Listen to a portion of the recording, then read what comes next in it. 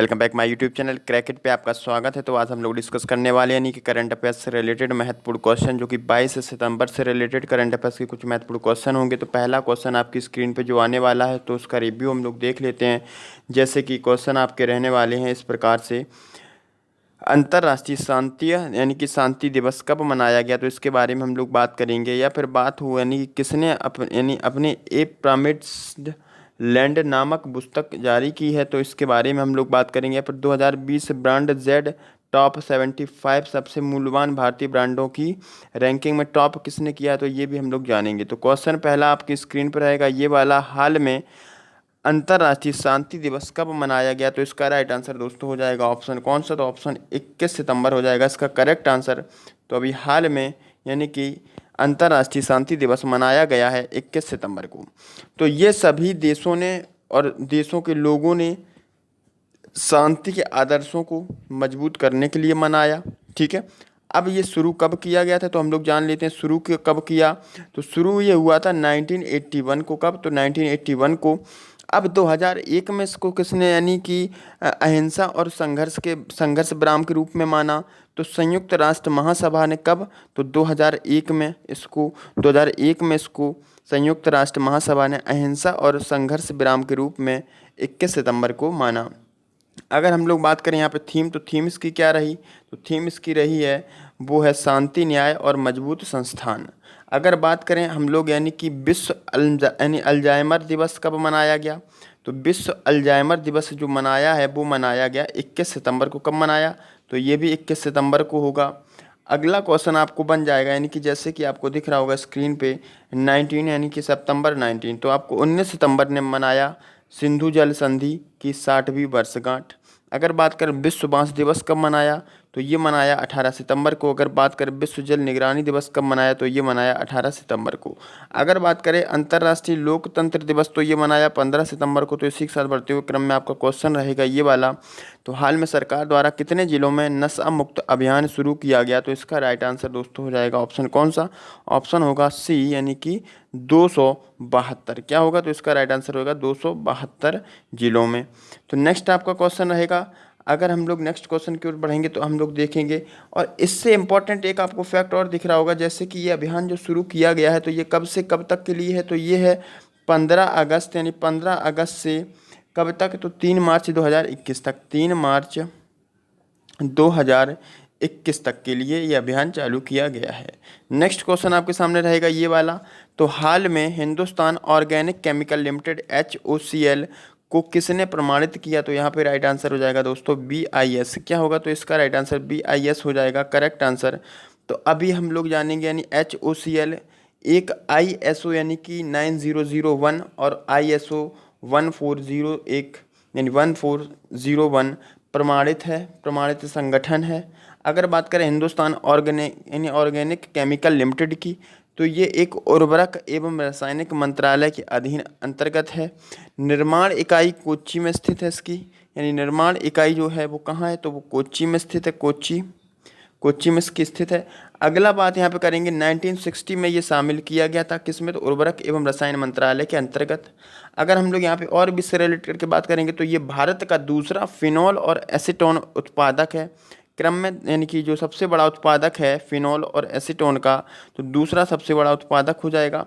अगर बात करें यानी कि BIS यानी कि भारतीय मानक ब्यूरो की, तो ये भारत का राष्ट्रीय मानक निकाय है BIS जो कि आपको दिख रहा है। तो ये यानी कि भारतीय मानक ब्यूरो यानी भारत का राष्ट्रीय मानक निकाय है। ये उपभोक्ता मामलों खाद्य मंत्रालय के अधीन है। इसका हेडक्वार्टर हो जाएगा न्यू दिल्ली। कहाँ होगा, न्यू दिल्ली हो जाएगा। महानिदेशक इसके हैं प्रमोद कुमार तिवारी। नेक्स्ट क्वेश्चन की ओर दोस्तों बढ़ेंगे, तो नेक्स्ट क्वेश्चन आपके सामने आ जाएगा ये वाला, तो हाल में कुपोषण को नियंत्रित करने के लिए यहाँ पे आयुष्मान दिख रहा होगा, लेकिन यहाँ पे होगा आपका दोस्तों आयुष होगा, सिर्फ यहाँ पे आयुष होगा। आयुष फॉर आंगनवाड़ी अभियान किसने शुरू किया, तो इसका राइट आंसर दोस्तों हो जाएगा ऑप्शन कौन सा, तो ऑप्शन होगा डी यानी कि आयुष व बाल विकास मंत्रालय, यानी कि आयुष व महिला बाल विकास मंत्रालय। तो अभी हाल में कुपोषण को नियंत्रित करने के लिए ये अभियान शुरू किया गया। और अब यहाँ पे हम लोग बात कर लेते हैं, तो आपको ऑप्शन दिख रहा होगा DST। तो DST यानी कि साइंस कम्युनिकेशन फोरम का गठन किया। अगर बात करें पर्यावरण मंत्रालय से रिलेट करके, तो यहाँ पे प्रकाश जावड़ेकर जी ने नगर वन कार्यक्रम की शुरुआत की। अगर बात करें आवास व शहरी मंत्रालय की, तो इन्होंने अभी यानी कि PM यानी जो PM स्वनिधि योजना शुरू की। नेक्स्ट क्वेश्चन की ओर दोस्तों बढ़ेंगे, तो आपका रहेगा ये वाला क्वेश्चन, तो आ जाएगा ये। तो हाल बताइए, हाल में किसने अपनी ए प्रॉमिस्ड लैंड नामक पुस्तक जारी की? तो इसके यानी जारी करने की घोषणा की है, तो इसका राइट आंसर हो जाएगा बराक ओबामा। तो बराक ओबामा की यानी कि ये पुस्तक है, यानी पुस्तक है जो, तो ये अब लॉन्च कब होगी या कैसे क्या है, तो उसके बारे में हम लोग जान लेते हैं। तो ये है यानी 768 यानी 768 पेज की बुक होगी। जारी यानी प्रकाशन इसका कौन करेगा? तो प्रकाशन करेगा यानी पेंगुइन रैंडम हाउस, तो ये प्रकाशन करेगा। अगर बात करें जारी कब होगी, तो जारी होगी 17 नवंबर 2020। अगर बात करें कितने भाषाओं में होगी जारी, तो ये 25 यानी 25 भाषाओं में जारी की जाएगी। और संस्करण कौन सा होगा इसका? तो संस्करण हो जाएगा पहला। अगर बात करें तो इसमें बताया क्या गया है, तो राजनीतिक जीवन के बारे में, यानी 2008 के राष्ट्रपति अभियान के बारे में, 2011 के यानी कि 2011 में जो ओसामा बिन लादेन था, तो ओसामा बिन लादेन की मृत्यु के बारे में बताया गया है। अगर बात करें अरुंधति रॉय, तो इन्होंने अभी हाल में आज़ादी यानी फ्रीडम फिक्सन नामक बुक अभी हाल में इनकी आई थी, कौन? अरुंधति रॉय की। अगर बात करें गौरी खन्ना, तो गौरी खन्ना ने अभी माई लाइफ इन डिज़ाइन नामक पुस्तक का यानी लॉन्च किया। अगर बात करें आपका नोट, तो नोट का मतलब नोट ही हुआ। नेक्स्ट क्वेश्चन बढ़ेंगे, तो क्वेश्चन आपका रहेगा ये वाला, हाल में उच्च शिक्षा नीति 2020 के कार्यान्वयन पर विजिटर सम्मेलन का उद्घाटन किसने किया? तो इसका राइट आंसर हो जाएगा दोस्तों ऑप्शन ए यानी कि रामनाथ कोविंद। तो रामनाथ कोविंद ने अभी हाल में इसका यानी कि उद्घाटन किया है। तो हम लोग यहाँ पे जैसे बात कर लेते हैं, तो ये आपको जैसे कि समझ लेना है। तो आयोजन जो हुआ है वो वर्चुअली आयोजन हुआ है। कैसा? तो वर्चुअली आयोजन हुआ था ये। अब अजीत डोभाल आपको दिख रहे हैं, जैसे कि अजीत डोभाल, तो अभी यानी कि अजीत डोभाल ऑप्शन सी, यानी कि इन्होंने अभी ब्रिक्स की 10वीं बैठक की अध्यक्षता की भारत की ओर से। अगर बात करें वेंकैया नायडू जो कि उपराष्ट्रपति हैं, तो इन्होंने अभी चौथे आयुर्वेदिक शिखर सम्मेलन का उद्घाटन किया। अगर बात करें एस जयशंकर, तो इन्होंने अभी IBSA की अध्यक्षता की। तो यहाँ पे आपको और भी कई क्वेश्चन जैसे इंपॉर्टेंट होते हैं अभी हाल में, जो कि 21वीं सदी में स्कूली शिक्षा पर 2 दिवसीय ई सम्मेलन हुआ था, तो वो उसका शुभारंभ किसने किया था? तो वो आपका राइट आंसर हो जाएगा PM मोदी जी ने।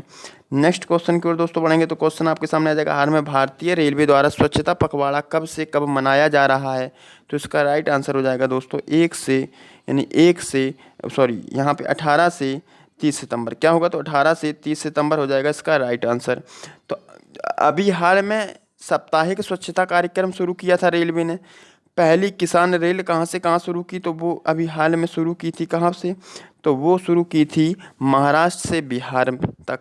पोस्ट कोविड कोच की अगर बात करें, तो निर्माण किया था रेलवे ने। 2030 तक का जो ग्रीन रेलवे ने यानी ग्रीन रेलवे में बदलने का लक्ष्य रखा है 2030, तो किस मिशन के तहत? तो मिशन मूड के तहत।